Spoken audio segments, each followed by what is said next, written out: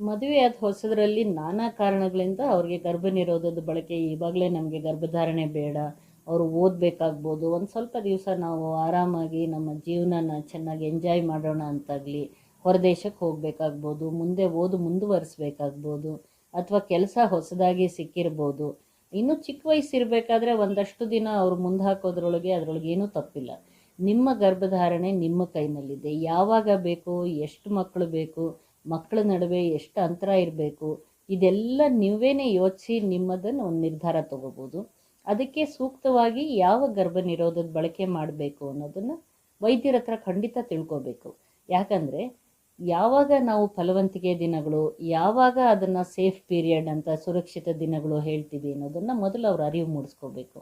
ಒಂದು ಸ್ತ್ರೀನಲ್ಲಿ ಮುಟ್ಟು ಸರಿಯಾಗಿ ಕ್ರಮಬದ್ಧವಾಗಿ ಆಗ್ತಾ ಇದ್ದಾಗ ಎಷ್ಟು ದಿನಗಳಿಗೆ ಒಮ್ಮೆ ಅವಳಿಗೆ ಮುಟ್ಟು ಬರುತ್ತೆ ತಿಳ್ಕೊಂಡು ಮಧ್ಯದ 10 ದಿನಗಳು, ಈಗ 30 ದಿವಸಕ್ಕೊಂದ್ಸಲ, ತಿಂಗಳಿಗೊಂದ್ಸಲ ಬರ್ತಾ ಇದೆ ಅಂದರೆ ಸ್ಟಾರ್ಟಿಂಗ್ ಆಫ್ ದಿ ಪೀರಿಯಡ್, ಬಿಗಿನಿಂಗ್ನ ಯಾವಾಗಲೂ ಮೊದಲನೇ ದಿನಾನ ಫಸ್ಟ್ ಡೇ ಆಫ್ ಪೀರಿಯಡ್ ಅಂತ ತಗೋಬೇಕು. ಅಲ್ಲಿಂದ ನಾವು ಅವ್ರ ಲೆಕ್ಕ ತಗೊಂಡಾಗ ಒಂದು 10ನೇ ದಿವಸದಿಂದ 20ನೇ ದಿವಸ ತನಕ ಅದು ಮಧ್ಯದ 10 ದಿನಗಳು ಫಲವಂತಿಕೆ ದಿನಗಳು. ಯಾಕಂದರೆ ಆವಾಗ ಮೊಟ್ಟೆ ಬಿಡುಗಡೆ ಆಗುವಂಥ ಸಮಯ.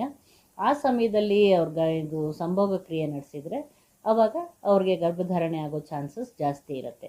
ಆ ದಿನಗಳನ್ನು ಬಿಟ್ಟು ಬೇರೆ ದಿನಗಳು ಸುರಕ್ಷಿತ ದಿನಗಳು, ಅಂದರೆ ಮುಟ್ಟಾದ ನಂತರದ ಕೆಲವು ದಿನಗಳು, ಮುಟ್ಟು ಬರೋ ಹಿಂದಿನದ ಕೆಲವು ದಿನಗಳು ಸುರಕ್ಷಿತ ದಿನಗಳು ಅಂತ. ಆದರೆ ಎಲ್ಲರಲ್ಲೂ ಕೂಡ ಆ ದಿನಗಳನ್ನು ನೋಡಿ ಮಾಡಿದರೆ ಇದರೊಳಗೆ ಫೇಲ್ಯೂರ್ ರೇಟ್ ಜಾಸ್ತಿ ಇರುತ್ತೆ. ಹಾಗಾಗಿ ನಮಗೆ ಬೇಡ ಅಂತ ಇದ್ದಾಗ ಖಂಡಿತವಾಗ್ಲೂ ಯಾವುದರೊಳಗೆ ಅವ್ರಿಗೆ ಗರ್ಭನಿರೋಧಕ ಶಕ್ತಿ ಪೂರ್ತಿಯಾಗಿ ಸರಿಗಿದೆ ಅಂತ ತಿಳ್ಕೊಂಡು ಅದನ್ನು ಉಪಯೋಗಿಸ್ಬೋದು. ಟ್ಯಾಬ್ಲೆಟ್ಸ್ ಉಪಯೋಗಿಸ್ಬೋದು ಅಥವಾ ಇಂಜೆಕ್ಷನ್ನು ಉಪಯೋಗಿಸ್ಬೋದು.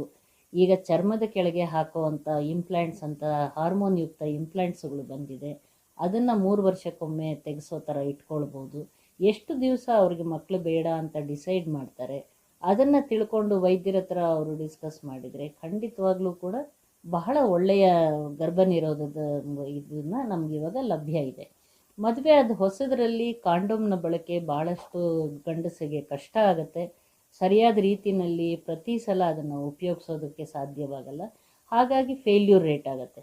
ಅಂಥ ಸಮಯದಲ್ಲಿ ಮದುವೆಗೆ ಮುಂಚೆನೇ ಆ ಹುಡುಗಿ ಬಂದು ವೈದ್ಯರ ಹತ್ರ ಬಂದು ತಕ್ಷಣ ನಮಗೆ ಮಕ್ಕಳು ಬೇಡ ಅಂತ ಇದ್ದಾಗ ಯಾವಾಗಿಂದ ಅವರು ಟ್ಯಾಬ್ಲೆಟ್ಸನ್ನು ಪ್ರಾರಂಭ ಮಾಡ್ಬೋದನ್ನು ಮೊದಲೇ ತಿಳ್ಕೊಂಡ್ರೆ ಒಳ್ಳೆಯದು.